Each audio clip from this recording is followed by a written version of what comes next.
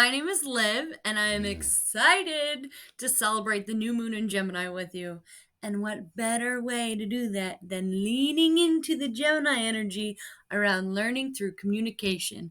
But wait, that's not all. I'm not just going to raise your cosmic IQ, I'm going to give you some examples and inspiration for application. I want you to feel empowered to really harness the energy already around you and available and be able to transmute that for yourself, your goals, and your personal progress.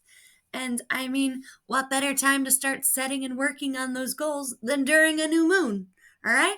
Which, by the way, peaked on Sunday, June 18th at 12:37 a.m. Eastern Standard Time at 26 degrees of Gemini in the northern hemisphere. While that is all very technical and accurate, it can also sound a little overwhelming and convoluted. But the good news is that you don't have to be a scientific astronomer or an aspiring astrologer to experience the transit. Many of us are not engineers and don't build computers, but yet many of us enjoy the benefits of using them. Like right now. So same is true with this. No human invented the cosmos, but we can all experience and even enjoy the energy. But I do recognize the gap between theory and application, all right? And we all have.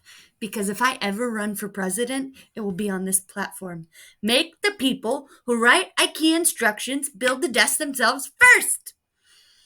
But it's okay, because I have even better news. I'm here to help translate this new moon transit for you and even breaking down some of the other planetary aspects. I am delivering the desk to you already assembled, all right? But the best news of all, after learning about this transit, I'm going to offer some opportunities for actually integrating the energy. My ultimate goal, again, is to help you transmute the energy into an application that best works for you in your real life. The desk is built, delivered. You just need to sit down and use it yourself. All right? And so the new moon is happening whether you're aware of it or not. The potential's already there. But I want to help you help harness the opportunity for your best interests. Now, this is my first video post, if you can tell. And it is extremely well timed with the Gemini new moon because new moons are associated with new beginnings. Terms like setting intentions and planting seeds are also often used to explain new moon phase energy. But this is also a great moon phase to align with regarding setting goals, starting projects, or initiating things. There's this essence of excitement around potential and possibility, and sometimes anxiety, but it's good, motivating. So, the new moon occurs when it's exactly aligned with the sun.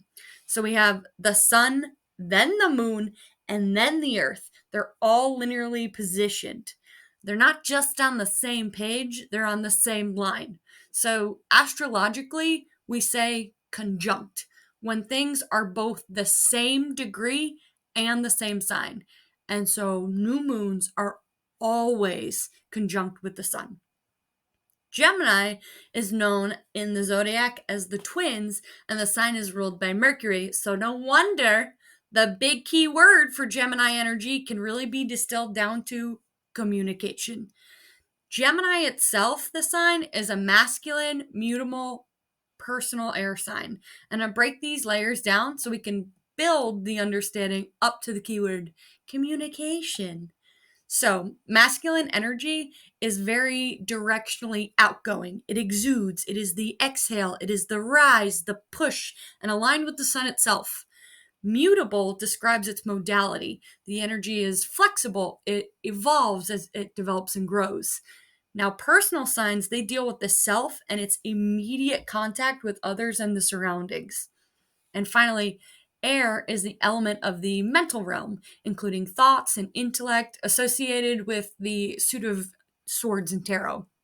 So, putting all these pieces together, quilts together Gemini energy as the breath carrying words flowing in a discussion that builds a conversation between two people.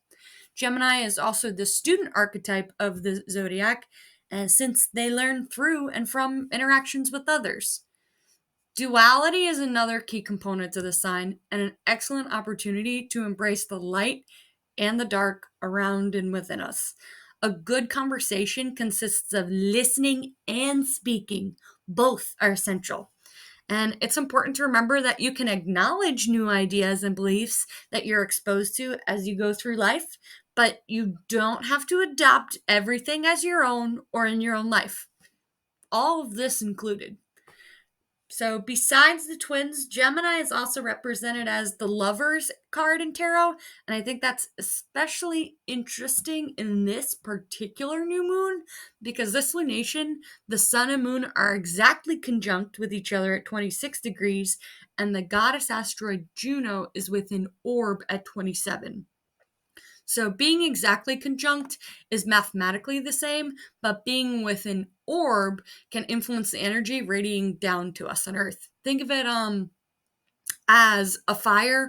While the wood burning itself is the hottest, the intensity of the heat radiates outward. But as you move closer to the source, the possibility of getting burned increases.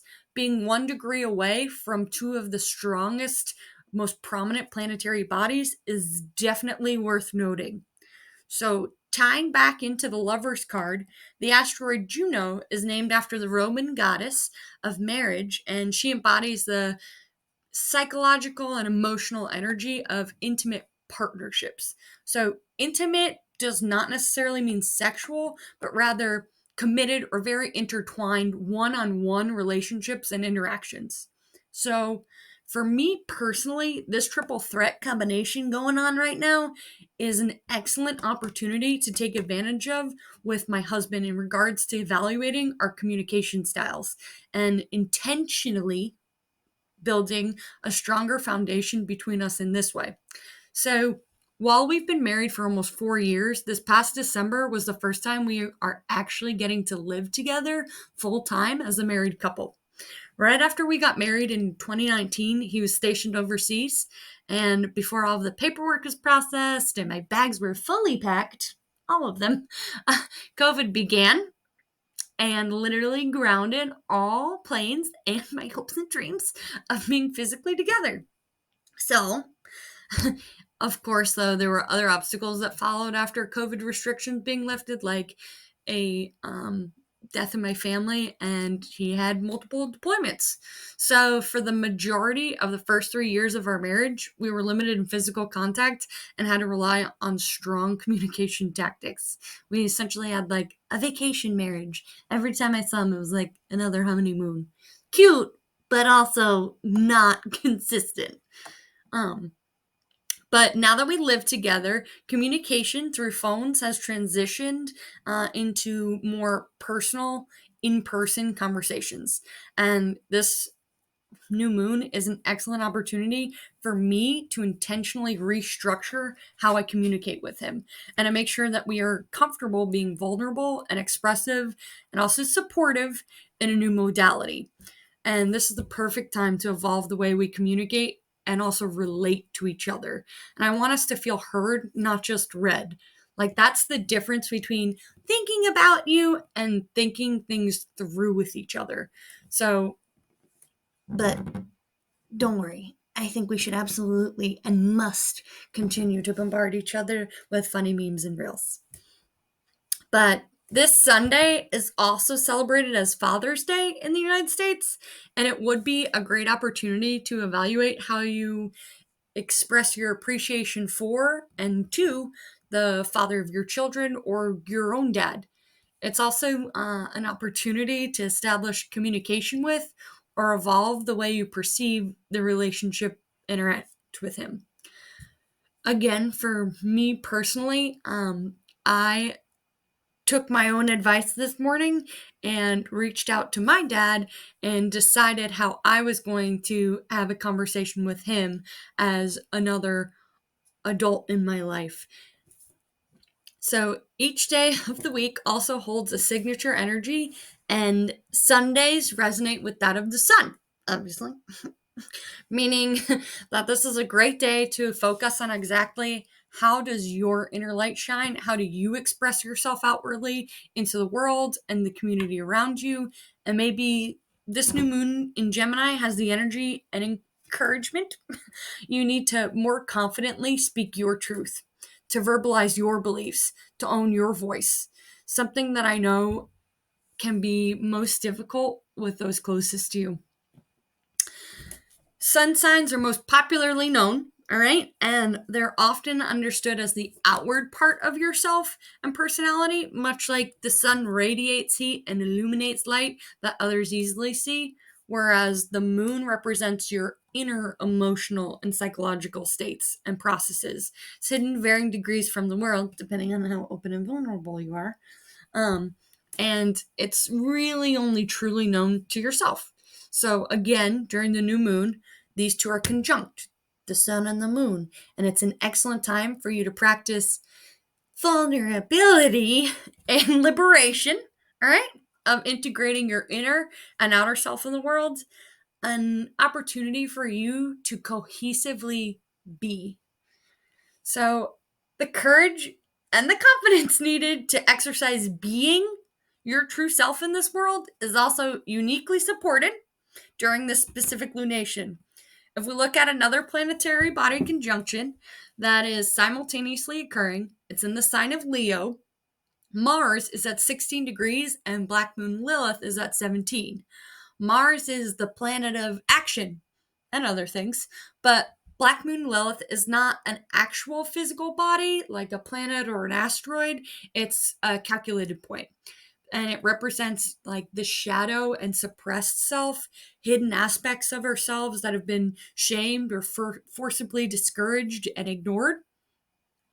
Leo itself embodies the energy of creative self-expression and presentation of identity. So you can see where I'm going with this. And I interpret this conjunction and placement in Leo as a call to be courageous in claiming a full picture of who you are. I'm talking frame, paint, canvas, and all. Taking this transit and folding it into what we've already discussed about the new moon and Juno is a cosmically supported moment to take advantage of in speaking your truth and walking your talk. Be not afraid to be yourself, your real self, and not who others perceive or project you to be. It's sometimes easier to be authentically you in a crowd of strangers than to be genuinely yourself in a room with your classmates, in your office with your coworkers, or in a car with your family. That just is. And so while this might seem like the most daunting application of today's energy so far, I want to present one more supporting aspect of this energy, all right? As if you need more courage, you got this. But take comfort in the positive support from the Ceres, Pluto, and Vesta trine occurring. Ceres is at 29 degrees of Virgo, Pluto is at 29 degrees of Capricorn, and Vesta is an orb at 28 degrees of Taurus. A trine is an aspect between celestial bodies when they're in the same degree, but different signs of the same element. So, same degree, same element, different signs. And they're all in Earth. Trines are considered very positive and represent an easy and almost effortless flow of supporting energy. And Earth is the element of feminine energy grounded in the present and the physical. Pluto is the planet of transformation, rebirth, evolution, whereas Ceres and Vesta are both goddess asteroids. So Ceres is nicknamed the mother, and she represents how we nurture either from experience gained or learning from how we were nurtured ourselves. And you thought this was all about Father's Day. Meanwhile, Vesta is the virgin or the maiden or the woman unto herself. And she's also the depiction of service and can represent like the devoted servant or the bound slave access. So my interpretation of the energies in this trinity is evoking ultimately a transformational growth point, allowing us the opportunity to reflect on how we nurture ourselves imbalance of or sacrifice for how we are of service to others in our physical daily life. And if we're honest in our evaluation, we have a much better idea on how to maintain or establish healthy boundaries for ourselves in our relationships with others. So this trine is occurring at the 29th or anaretic degree. In astrology, the numbering system goes from 0 to 29. Even though there are 30 degrees, it's from 0 to 29. So the anaretic degree is the last degree of a sign, and it is completely saturated with the energy of that sign. So thinking of as, just layers keep on building from 0 to 29, you've got every single page in that chapter of the sign. So therefore, Ceres and Pluto are literally, they're dripping with the essence of the sign that they're respectively in. And this is truly a really powerful trine to work with in potentially healing issues around nurturing yourself and being of service to others and in your community. So all three transit points I've mentioned, the new moon conjunct Juno, Mars and black moon Lilith, and the Earth trine, they can all possibly be integrated together for a really powerful step in your healing journey and self-development. But if you want more personalized interpretation of the transit mentioned, you have to compare it to your own personal natal or birth chart. So the houses these events are occupying will give you insight into what area of your life is being targeted or highlighted. So this post, again, is really fitting because Gemini is in my 11th house, which includes involvement in your community. And to dial the focus in further, you want to determine the transit for where you are located as you experience it. The chart posted here is for where I am geographically located. So, and to take it another level, you can see what current transits are aspecting your personal chart.